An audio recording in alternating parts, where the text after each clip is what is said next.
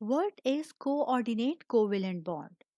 Coordinate covalent bond जिसे dative bond या dipolar bond भी कहा जाता है। ये टाइप ऑफ कोवेलेंट बॉन्ड है जिसकी फॉर्मेशन तभी होती है कि जब इलेक्ट्रॉन पेयर की शेयरिंग टू एटम्स के दरमियान हो रही हो। इस इलेक्ट्रॉन पेयर की शेयरिंग में सिर्फ वन एटम इलेक्ट्रॉन पेयर को डोनेट करता है, जबकि दूसरा एटम इलेक्ट्रॉन पेयर को एक्सेप्ट करता है, और इसके रिजल्ट में कोऑर्डिनेट कोवेलेंट बॉन्ड फॉर्मेशन होती है। Definition of coordinate covalent bond.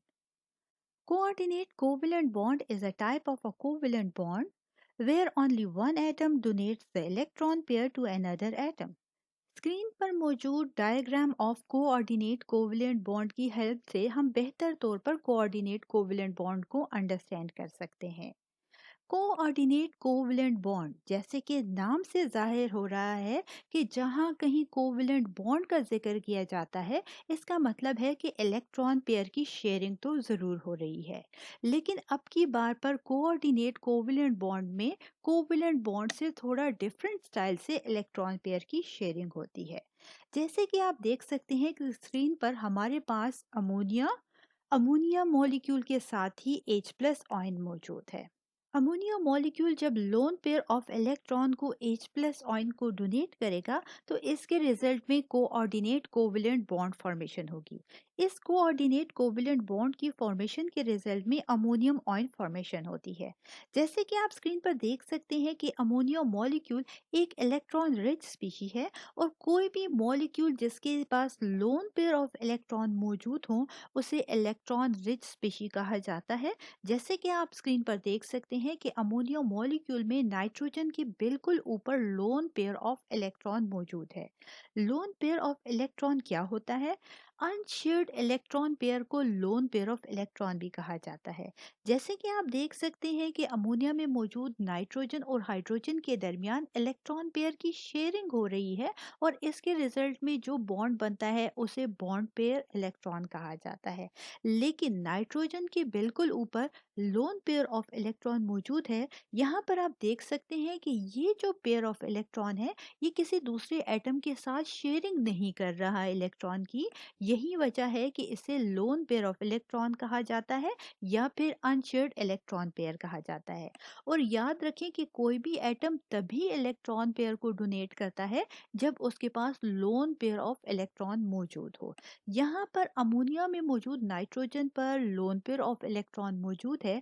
यही वजह है कि हम अमोनिया को इलेक्ट्रॉन रिच स्पीशी कहते हैं, और इसमें ये एबिलिटी है कि ये इलेक्ट्रॉन पेयर किसी दूसरे एटम को डोनेट कर सकता है। साथ ही अगर H+ आयन की बात की जाए, तो H+ ion electron deficient species है।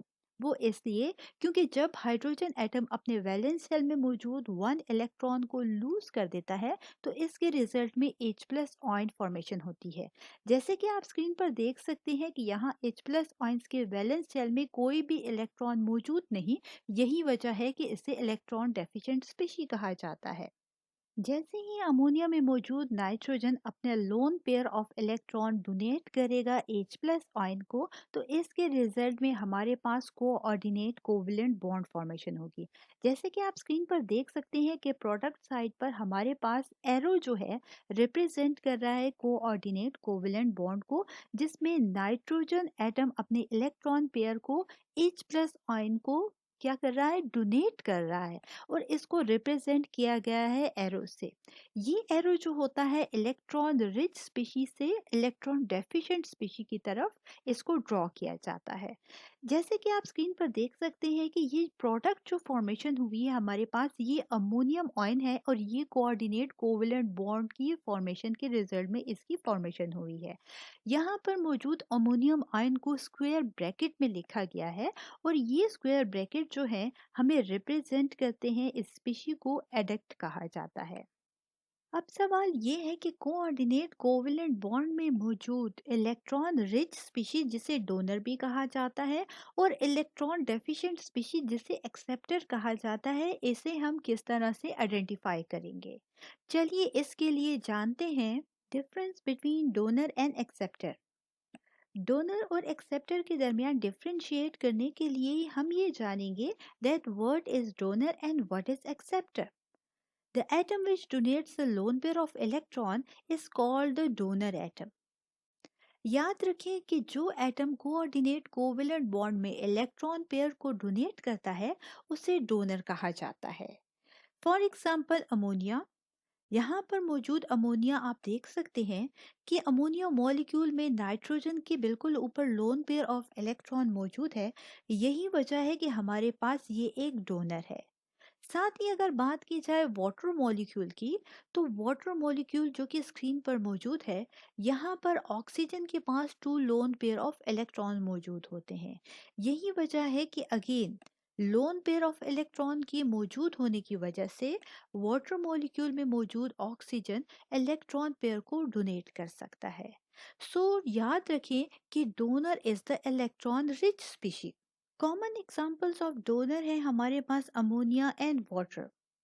अमोनिया मॉलिक्यूल में मौजूद लोन पेयर ऑफ इलेक्ट्रॉन होने की वजह से ये इलेक्ट्रॉन पेयर को इजीली डोनेट कर सकता है, जिसकी वजह से अमोनिया मॉलिक्यूल में मौजूद नाइट्रोजन एक डोनर है।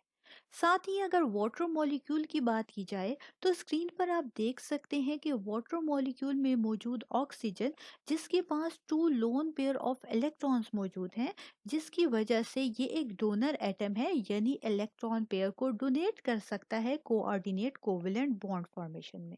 चलिए जानते हैं that what is acceptor. The atom which accepts the lone pair of electron is called the acceptor in a coordinate covalent bond formation. याद रखें कि जो एटम इलेक्ट्रॉन पेयर को एक्सेप्ट करता है कोऑर्डिनेट कोवेलेंट बॉन्ड फॉर्मेशन में, इस atom को एक्सेप्टर कहा जाता है। Acceptor is the electron deficient species. Acceptor electron deficient होते हैं, यानी इनके पास इलेक्ट्रॉन की कमी होती है। एक्सेप्टर इलेक्ट्रॉन डेफिशिएंट इसलिए होते हैं क्योंकि इनका वैलेंस शेल इनकम्प्लीट होता है, जिसकी वजह से ये इलेक्ट्रॉन पेयर को एक्सेप्ट करते हैं ताकि इनका वैलेंस शेल कंप्लीट हो जाए और ये स्टेबल हो जाए। Examples of acceptors. हमारे पास H प्लस आयन और बोरॉन ट्राइफ्लोराइड कॉमन एग्जाम्पल्स हैं एक्सेप्टर की। यहाँ पर H प्लस आयन फॉर्मेशन तभी होती है जब हाइड्रोजन एटम अपने वैलेंस शेल में मौजूद वन इलेक्ट्रॉन को लूज कर देता है, तो इसके रिजल्ट में H प्लस आयन फॉर्मेशन होती है। जैसे कि आप स्क्रीन पर देख सकते हैं कि ये हमारे पास H प्लस आयन है और यहाँ पर वैलेंस शेल में हमारे पास कोई भी इलेक्ट्रॉन मौजूद नहीं, जबकि न्यूक्लियस पे सिर्फ वन प्रोटॉन मौजूद है।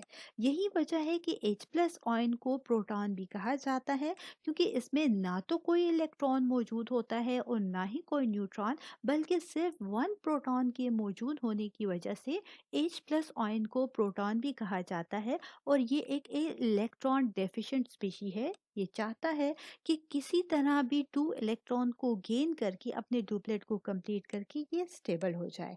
यही वजह है कि कोऑर्डिनेट कोवेलेंट बॉन्ड फॉर्मेशन में ये इलेक्ट्रॉन डेफिशिएंट स्पीशी के तौर पर बिहेव करता है। साथ ही अगर बोरॉन ट्राइफ्लोराइड की बात की जाए, तो बोरॉन ट्राइफ्लोराइड के केस में भी आप देख सकते हैं कि बोरॉन जिसके वैलेंस शेल में 3 इलेक्ट्रॉन मौजूद होते हैं और ये 3 फ्लोरीन एटम्स के साथ इलेक्ट्रॉन पेयर की शेयरिंग कर लेता है। इसके रिजल्ट में हमारे पास जो है बोरॉन अपने 6 इलेक्ट्रॉन्स को कंप्लीट कर लेता है, लेकिन फिर भी इसे अपने वैलेंस शेल यानी कि ऑक्टेट को कंप्लीट करने के लिए फर्दर 2 इलेक्ट्रॉन्स रिक्वायर्ड हैं। यही वजह है कि ये कोऑर्डिनेट कोवेलेंट बॉन्ड फॉर्मेशन में एज एन एक्सेप्टर बिहेव करता है और ये इलेक्ट्रॉन डेफिशिएंट स्पीशी है। Formation of coordinate covalent bond को 3D एनिमेशन की हेल्प से अंडरस्टैंड करते हैं। Formation of coordinate covalent bond में सिर्फ इलेक्ट्रॉन रिच स्पीशी ही इलेक्ट्रॉन पेयर को डोनेट करते हैं, ऐसे एटम को जो कि इलेक्ट्रॉन डेफिशिएंट हो, और इसके रिजल्ट में कोऑर्डिनेट कोवेलेंट बॉन्ड फॉर्मेशन होता है।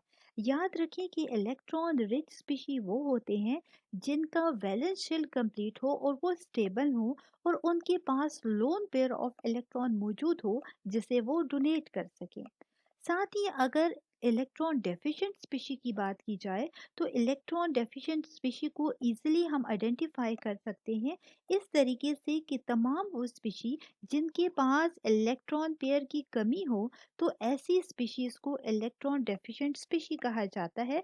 यही वजह है कि ये इलेक्ट्रॉन पेयर को एक्सेप्ट करते हैं। कोऑर्डिनेट कोवेलेंट बॉन्ड फॉर्मेशन में अमोनिया बिहेव करेगा एज अ डोनर, जबकि H प्लस आयन बिहेव करेगा एज एन एक्सेप्टर। वो इसलिए क्योंकि अमोनिया इलेक्ट्रॉन रिच स्पीशी है, क्योंकि इसका वैलेंस शेल जो है वो कंप्लीट है, जबकि साथ ही हमारे पास अमोनिया में लोन पेयर ऑफ इलेक्ट्रॉन भी मौजूद है, जिसकी वजह से ये इजीली इलेक्ट्रॉन पेयर को डोनेट कर सकता है, यानी ये एज अ डोनर बिहेव करेगा। साथ ही अगर H प्लस आयन की बात की जाए, क्योंकि ये इलेक्ट्रॉन डेफिशिएंट स्पीशी है, और वो इसलिए क्योंकि हम जानते हैं कि जैसे ही हाइड्रोजन एटम अपने वैलेंस शेल में मौजूद वन इलेक्ट्रॉन को लूज करता है तो उसके ऊपर प्लस चार्ज आ जाता है। आप यहाँ देख सकते हैं कि इस वैलेंस शेल में कोई भी इलेक्ट्रॉन मौजूद नहीं, और जैसे ही ये टू इलेक्ट्रॉन्स को एक्सेप्ट करेगा तो इसके रिजल्ट में इसका डुप्लेट कंप्लीट हो जाएगा। क्या होगा, अमोनिया मॉलिक्यूल जैसे ही इस लोन पेयर ऑफ इलेक्ट्रॉन को H प्लस आयन को क्या करेगा, डोनेट करेगा, तो इसके रिजल्ट में हमारे पास कोऑर्डिनेट कोवेलेंट बॉन्ड फॉर्म होगा। ये आप देख सकते हैं कि प्रोडक्ट साइड पे नाइट्रोजन लोन पेयर को डोनेट कर रहा है H प्लस को, और इसे एरो से रिप्रेजेंट किया गया है। ये एरो कोऑर्डिनेट कोवेलेंट बॉन्ड को रिप्रेजेंट करता है, और इसके रिजल्ट में अमोनियम आयन फॉर्मेशन हुई है। आप स्क्रीन पर देख सकते हैं कि अमोनियम आयन को इस स्क्वायर ब्रैकेट में लिखा गया है। इस स्क्वायर ब्रैकेट को एडक्ट कहा जाता है। What is adduct? By definition, the species formed after the donation of electron pair from donor to acceptor is called adduct. याद रखें कि वो स्पीशी जो कि कोऑर्डिनेट कोवेलेंट बॉन्ड फॉर्मेशन में इलेक्ट्रॉन पेयर की डोनेशन से फॉर्म होती है फ्रॉम डोनर टू एक्सेप्टर, इस स्पीशी को एडक्ट कहा जाता है। जैसे कि आप स्क्रीन पर देख सकते हैं कि अमोनियम ऑयल जो कि कोऑर्डिनेट कोवेलेंट बॉन्ड की फॉर्मेशन के रिजल्ट में फॉर्म हुआ है और इसे स्क्वायर ब्रैकेट्स में लिखा गया है, ये एग्जाम्पल है हमारे पास एडक्ट की। Examples of coordinate covalent bond. Coordinate covalent bond की एग्जांपल्स में सबसे पहले हम डिस्कस करेंगे फॉर्मेशन ऑफ अमोनियम आयन को, और इसके बाद फॉर्मेशन ऑफ हाइड्रोनियम आयन को डिटेल में हम डिस्कस करेंगे। कोऑर्डिनेट कोवेलेंट बॉन्ड के जरिए अमोनियम आयन फॉर्मेशन को हम डिटेल में डिस्कस करेंगे कि किस तरीके से डोनर और एक्सेप्टर अमोनियम आयन फॉर्मेशन में इन्वॉल्व होते हैं। सबसे पहले अगर डोनर की बात की जाए तो हम जानते हैं कि अमोनियम आयन फॉर्मेशन में हमारे पास डोनर जो है वो अमोनिया है। अमोनिया एक स्टेबल मॉलिक्यूल है। वो क्यों? क्योंकि इसमें मौजूद सेंट्रल एटम हमारे पास नाइट्रोजन है। अगर नाइट्रोजन की इलेक्ट्रॉनिक कॉन्फ़िगरेशन की बात की जाए, जैसे कि आप स्क्रीन पर इसका एटम देख सकते हैं, यहाँ पर आप देख सकते हैं कि हमारे पास नाइट्रोजन के फर्स्ट शेल में 2 इलेक्ट्रॉन्स मौजूद हैं, जबकि इसके वैलेंस यानी कि आउटर मोस्ट शेल में टोटल 5 इलेक्ट्रॉन्स मौजूद हैं। इस तरीके से नाइट्रोजन को अपने वैलेंस शेल को कंप्लीट करने के लिए फर्दर 3 इलेक्ट्रॉन्स रिक्वायर्ड हैं। यही वजह है कि नाइट्रोजन 3 बॉन्ड्स बनाएगा। In case of ammonia, nitrogen ने 3 हाइड्रोजन के साथ बॉन्ड बनाया है। इस तरीके से नाइट्रोजन का आप देख सकते हैं कि जैसे ही नाइट्रोजन 3 हाइड्रोजन के साथ बॉन्ड बनाता है तो इसके रिजल्ट में इसका ऑक्टेट यानी कि वैलेंस शेल कंप्लीट हो जाता है, और ये एक स्टेबल मॉलिक्यूल बन जाता है। अमोनिया में मौजूद हाइड्रोजन की अगर बात की जाए, तो हाइड्रोजन का आप स्ट्रक्चर जो है वो एटॉमिक स्ट्रक्चर देख सकते हैं स्क्रीन पर। यहाँ पर इसका जो फर्स्ट शेल है यही इसका वैलेंस शेल है, और इसमें 1 इलेक्ट्रॉन मौजूद है। यानी कि हाइड्रोजन को अपने डुप्लेट को कंप्लीट करने के लिए फर्दर 1 मोर इलेक्ट्रॉन रिक्वायर्ड है।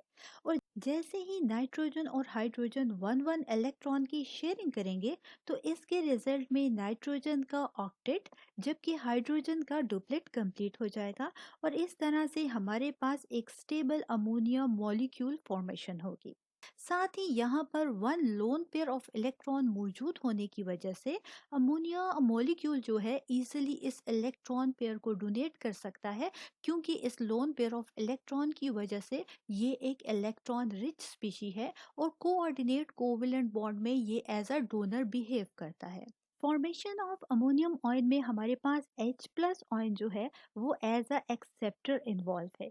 वो इसलिए क्योंकि याद रखिए कि H प्लस आयन फॉर्मेशन तभी होती है जब हाइड्रोजन एटम अपने वैलेंस शेल में मौजूद 1 इलेक्ट्रॉन को लूज करता है, तो इसके रिजल्ट में H प्लस आयन फॉर्मेशन होती है।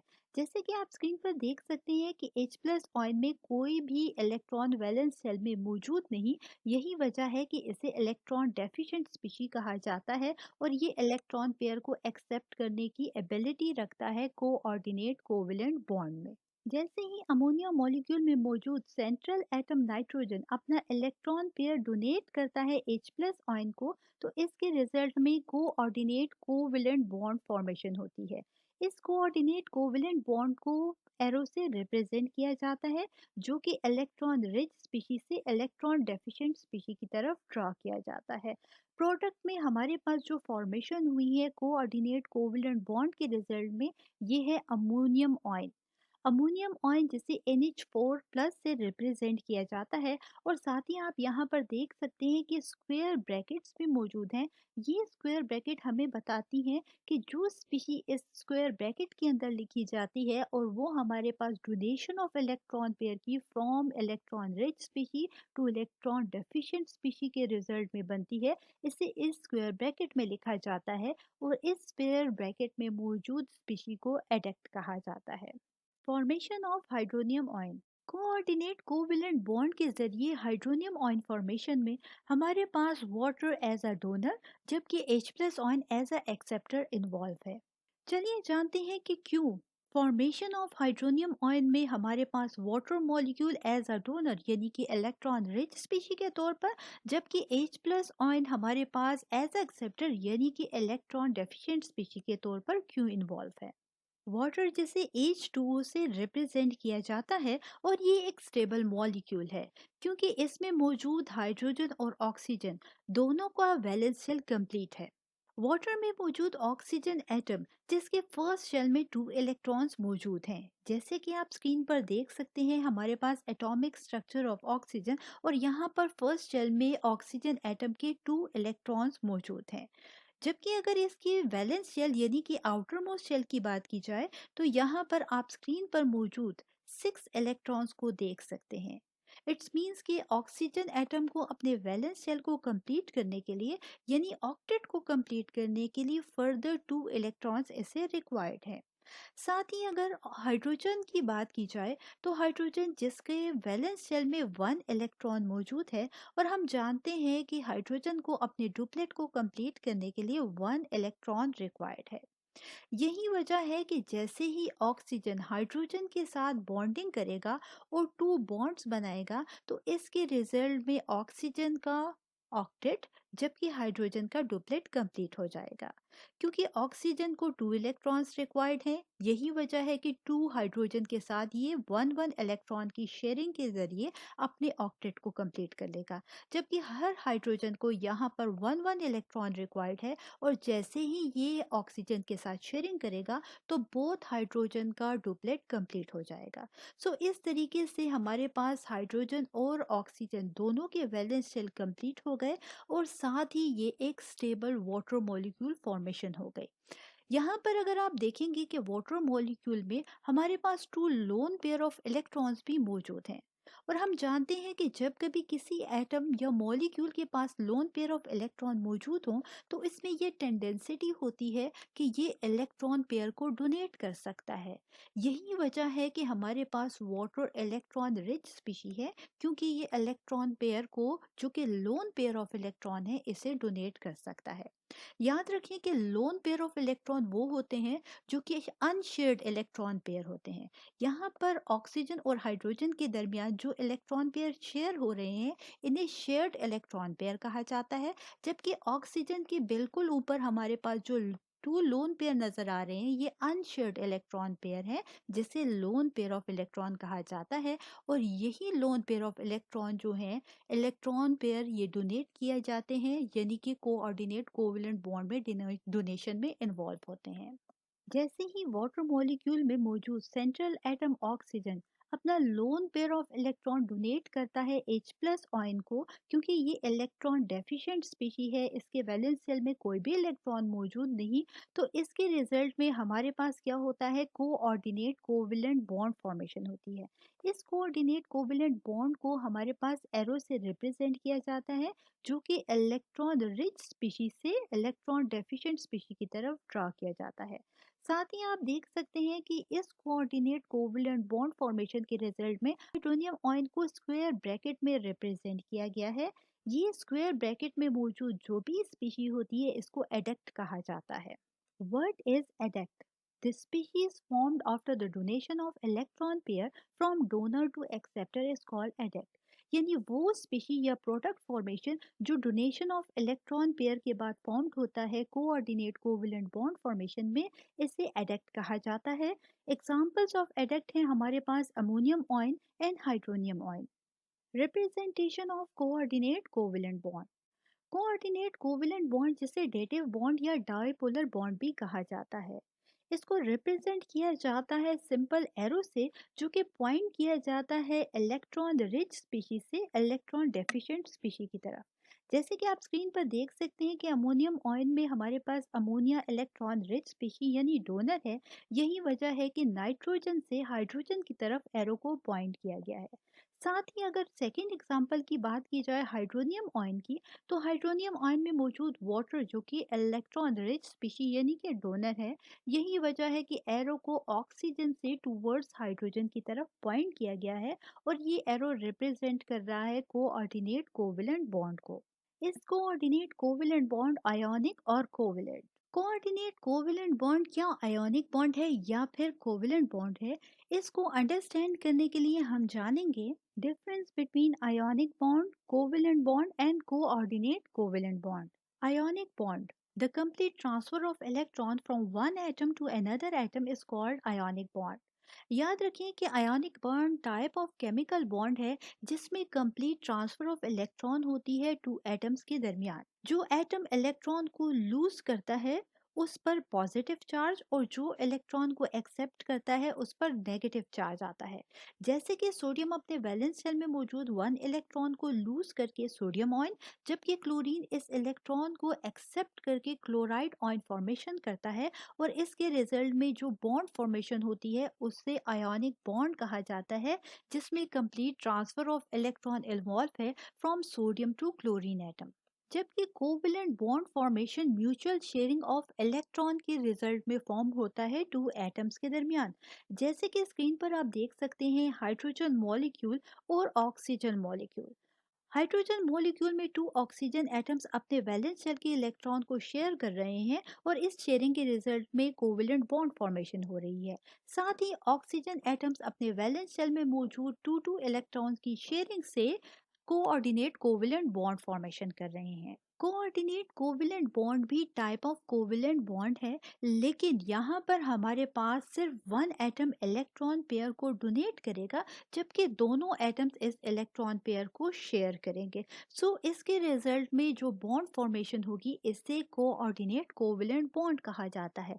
जैसे कि स्क्रीन पर मौजूद अमोनिया में नाइट्रोजन अपने इलेक्ट्रॉन पेयर को डोनेट कर रहा है H प्लस आयन को। यहाँ पर डोनेशन सिर्फ एक ही एटम कर रहा है, लेकिन sharing of electron pair two atoms के दरमियान हो रही है, जिसमें one atom nitrogen and second atom hydrogen है, जिसे रिप्रेजेंट किया गया है एरो से। ये एरो रिप्रेजेंट कर रहा है कोऑर्डिनेट कोवैलेंट बॉन्ड को, जिसमें डोनेशन सिर्फ नाइट्रोजन कर रहा है इलेक्ट्रॉन पेयर की, लेकिन sharing of electron pair nitrogen और हाइड्रोजन दोनों के दरमियान हो रही है। सो इसके रिजल्ट में कोऑर्डिनेट कोवैलेंट बॉन्ड फॉर्मेशन हो रही है।